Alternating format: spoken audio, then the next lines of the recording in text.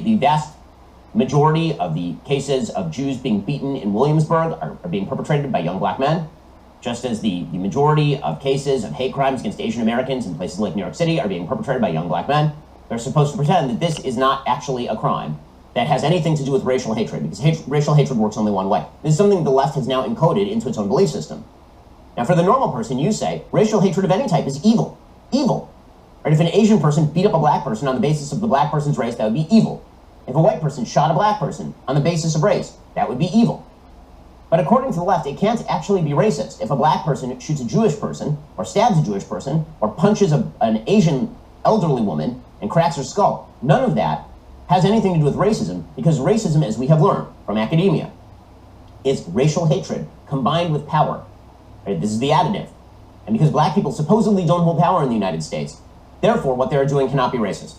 And this is, by the way, is a mainstream belief in academia. And it's horse crap. It's nonsense, and it's incredibly dangerous.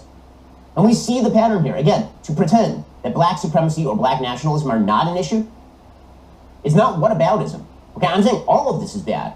What's whataboutism is when there are people in the media who say we can't talk about black nationalism or black supremacy or how that ties into broader perceptions of the evils of a racist America and the power structures. We can't talk about any of that because white supremacy. That's whataboutism. It is not whataboutism to say white supremacy is a deep and grave evil, and also black supremacy and black nationalism and movements that promote that are bad and wrong and predicated on lies. That's not whataboutism, that's just decency. Because remember, you don't even know the names of the people who have committed terror attacks that are predicated in black supremacy and black nationalism. And there have been a bunch of them over the course of the last couple of years.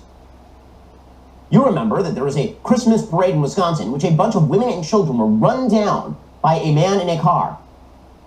He was an ex-con, this particular person. You don't know his name. You know Kyle Rittenhouse's name? Okay, quick. Name the person who ran over people at this Christmas parade. You remember the story? Couldn't name him. He killed 6 people. He killed more people than Kyle Rittenhouse, and none of them were in self-defense. He literally just took a car and ran people over.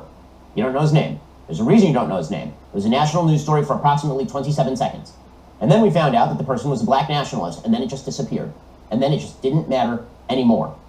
Because, if we flash back, we'll remember that this person shared a series of disturbing memes and messages on social media. They included numerous posts about attacking cops, comparing them to the KKK, calling them violent street gangs, and calling for violence toward white people in general, according to screenshots. That's not a national news story. We don't count that as a national news story, of course, because it doesn't fit the preconceived narrative of the media. I mean, this person literally posted on social media, when we start back knocking white people TF out, I don't want to hear it. The old white people too, knock them TF out, period.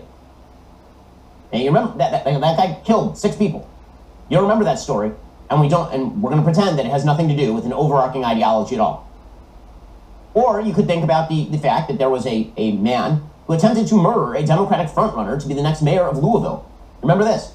And it turns out that he was a beloved Black Lives Matter figure from the local college who fell into black supremacy. This was a national news story for approximately 27 seconds. And you don't know his name either.